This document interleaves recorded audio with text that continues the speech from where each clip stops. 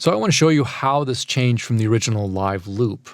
It's not much of a tutorial, really. It's more of the decision-making behind songwriting. Let's start with the drums. Drums are really important, the foundation for most songs. So I recorded an acoustic drum kit. I have two, as you can see here, I have two sections of drums. That was my first section. Didn't really use that. The take wasn't good, so I muted that. Why didn't I have this in separate takes? I find the take lane kind of a nuisance. I can't really see my takes. I know it takes up more tracks, but it's more useful for me that way. So let's mute that. And it's already muted, but let's just take that away. Toms we don't need, take those out.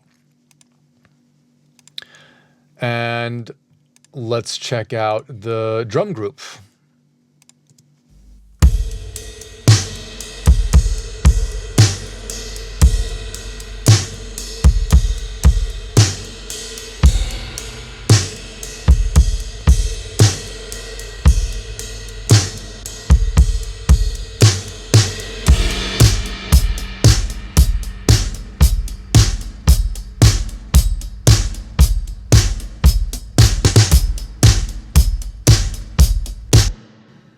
All right, so that's a little bit of the drums.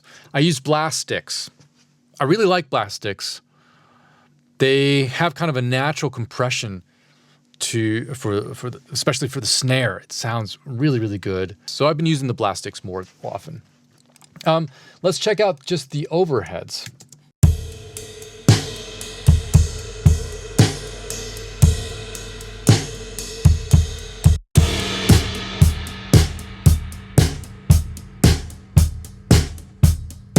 All right, and then on the drum group, I have a few plugins going on here. I got some highs going on a plugin. I have this little labs for the really ultra deep bass. Oops. And then the magic to a drum sound is a nice tape saturation. This Studer plugin from UAD does a pretty good job. And then I have a compressor from FabFilter. Not crazy, just a little bit. And that's basically the drum sound. Let's go on over to, I have a guitar sound here. What I did is I have a cellar underneath my studio, and I put a mic down there. I mic'd my cabinet, my guitar cabinet, and put the microphone in the cellar. And here's just what that microphone sounds like.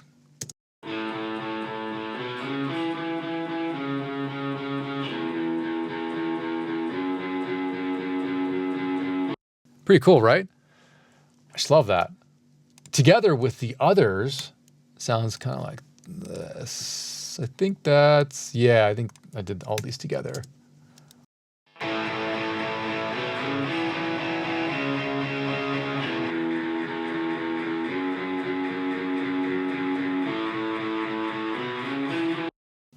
So that's that guitar sound. I just love putting microphones in different areas of the room to get different kind of sounds. You can use plugins for guitars. I use those too, but there's not much versatility in terms of sound. Let's check out acoustic guitar.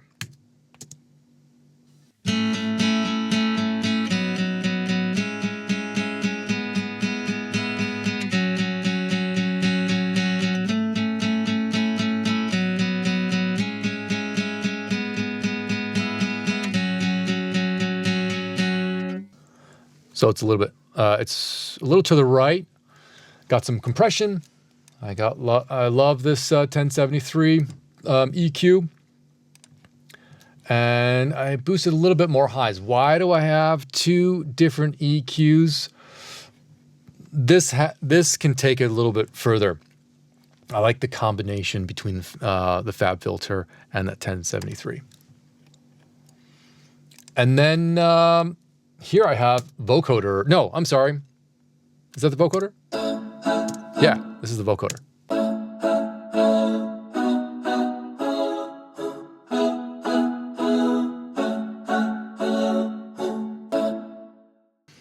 So all I did here was pan hard right and hard left. And I've got the Pitch Monster plugin doing the vocoding. And then I have a MIDI, my MIDI chords here, triggering the Pitch Monster. So you can see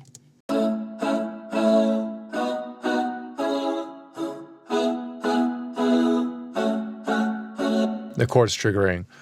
It's a really cool plugin. All right, that's for the chorus. You see a lot of AI vocals here. So the thing with AI, I use it, sometimes I use it a little bit more, sometimes I use it a little less. I want the music to come from me, from a human being, and I tell the AI what to do. So in this case, I actually didn't use it on much. I'm actually not using it on, oh, I am a little bit on this. Yeah. So here is. I feel like a runaway. You feel like we're running away. I need to clean it up a little bit. There's some artifacts in there. And then here are my vocals, human vocals.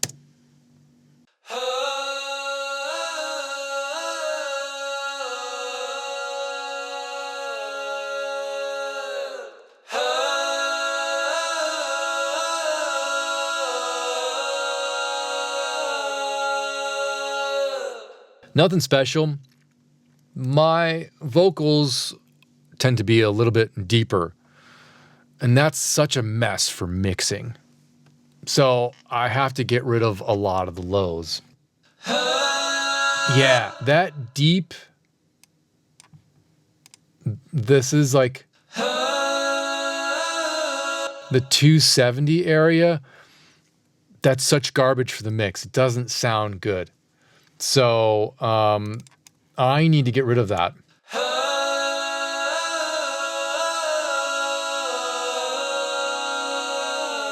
It's a tiny little difference, but it makes a big difference in mixing. Moving right along, we have my original vocals. I don't know how you got here, but it fits with your reality. All right, so I have another vocoder on the main vocals. I just thought it sounded cool. I love vocoding. I also like how my voice sounds with the vocoder. It's kind of a nice mix. So you're probably asking, why didn't I make it more like the original? Because I changed the chorus and, you know, added a whole bunch more lyrics.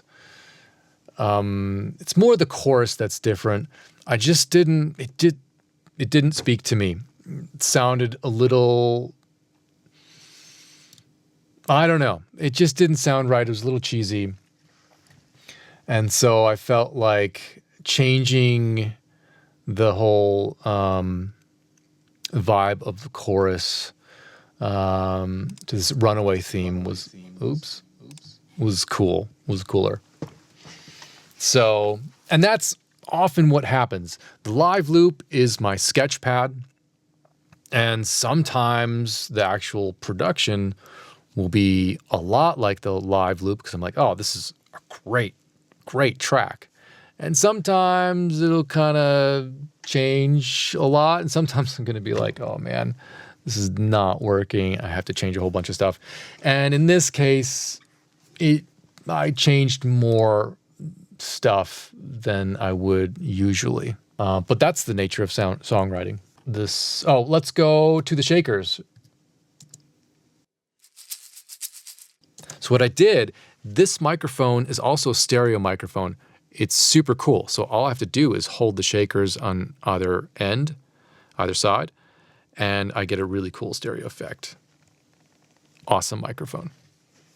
It's the UA DLX mic, if you're interested or curious. Let's go to the Sub-37 synth.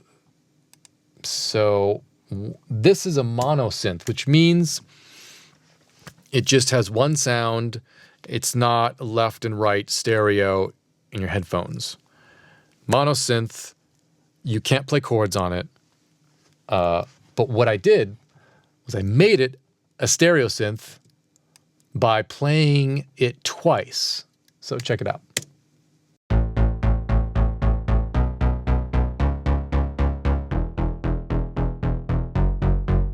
All right, let's do the one side, the left side. And then here's the right side. I changed the sound ever so slightly so that you get more of a stereo sound. To get a nice stereo sound, generally you want to have the sound a little bit different. If it's exactly the same, then you're not going to get a nice wide stereo sound. All right, so that's the Sub-37. I have another Sub-37 sound here.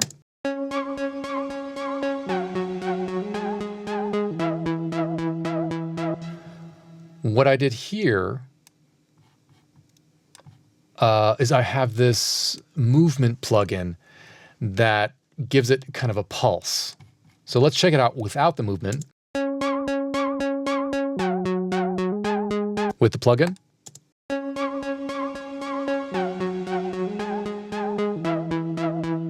So you can do some really cool stuff.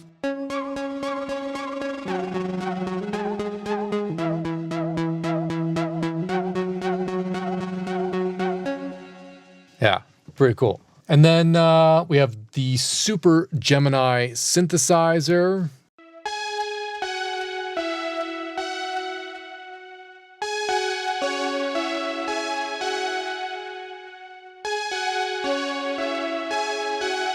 And here it is in the chorus.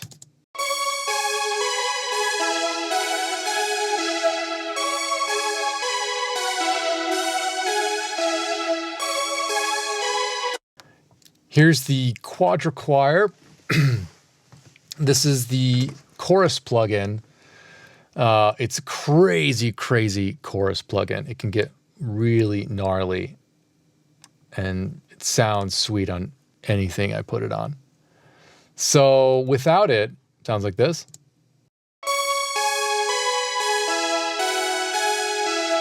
With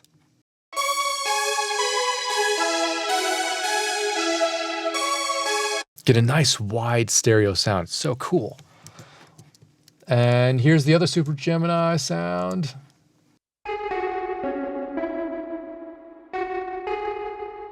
All right, what else do we have? Here we go. Oh, here's my piano.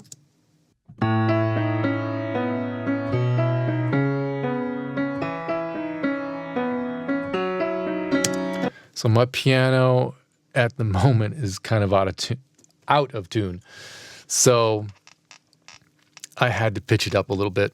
I had to cheat, but it sounds good. I had to pitch it just a little bit, 17 cents. Here is my vocals in the chorus. Yeah.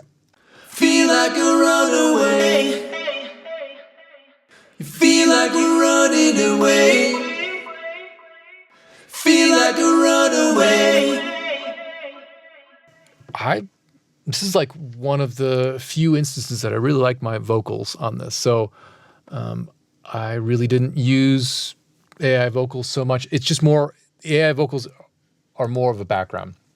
So let's listen to it with the AI vocals. You feel like a runaway. You feel like you're running away. You feel like a runaway. You feel like you're running away. All right. And can't forget about the Dulcimer.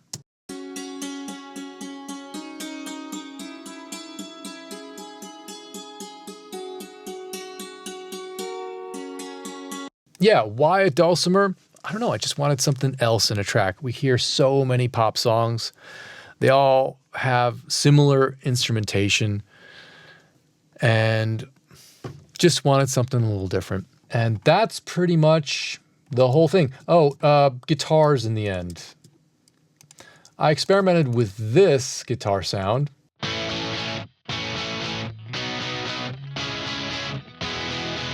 Didn't really think it fit, so I took it out. But here are the other guitars.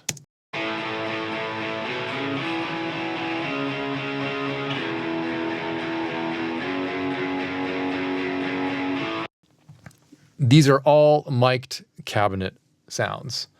So again, as you heard earlier, cellar, and then this is my Marshall cabinet, half stack, mic'd. Small amplifier, and then we have my big Fender Twin. And together, sound pretty cool.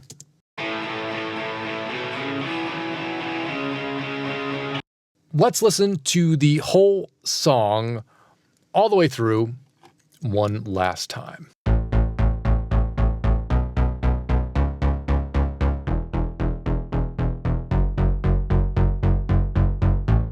I don't know how you got here, but it fits with your reality. You move like this place knows you. You've been here before. You can't explain your feelings, but just one more step and we'll run away.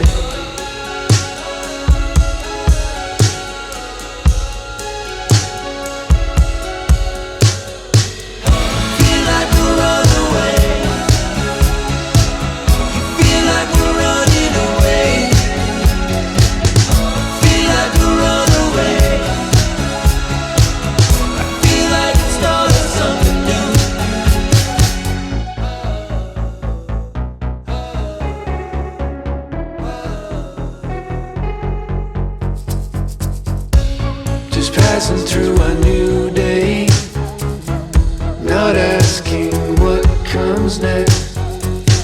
There's a look like you've already gone, but you're still standing here.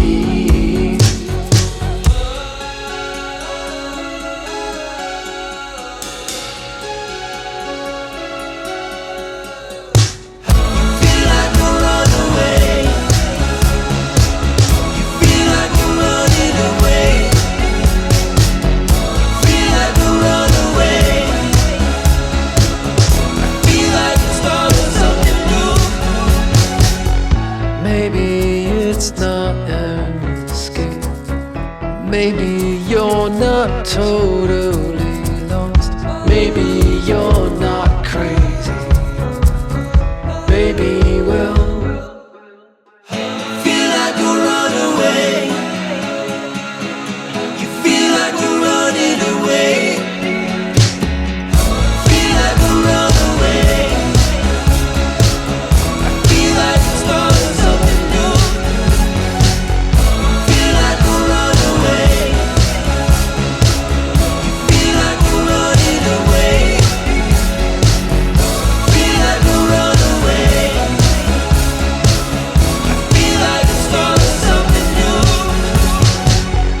Feel like a runaway.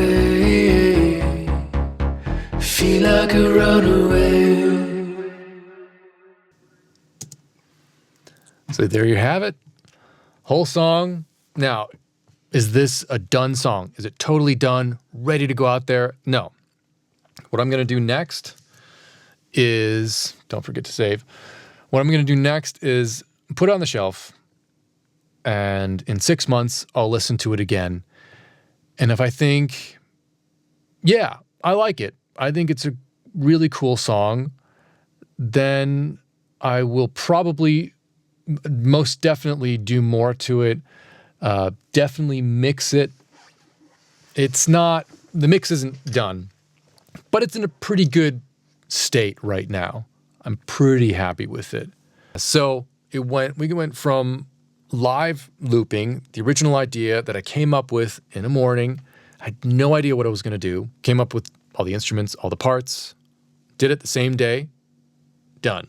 And then the next few days, I turned that into a production song, which you just heard, and, made decisions on, what kind of drums, what kind of instrumentation, what to keep in from the live loop, what to take out. I always try to keep in something from the original live loop. And then, we're here in the walkthrough to a pretty finished song. I'm pretty happy with it. I like it. And there you go. Don't forget to subscribe, drop a comment down below. Let me know your thoughts. If you have any questions, love to hear them. And I'll see you on the next live loop. Thanks a lot for watching.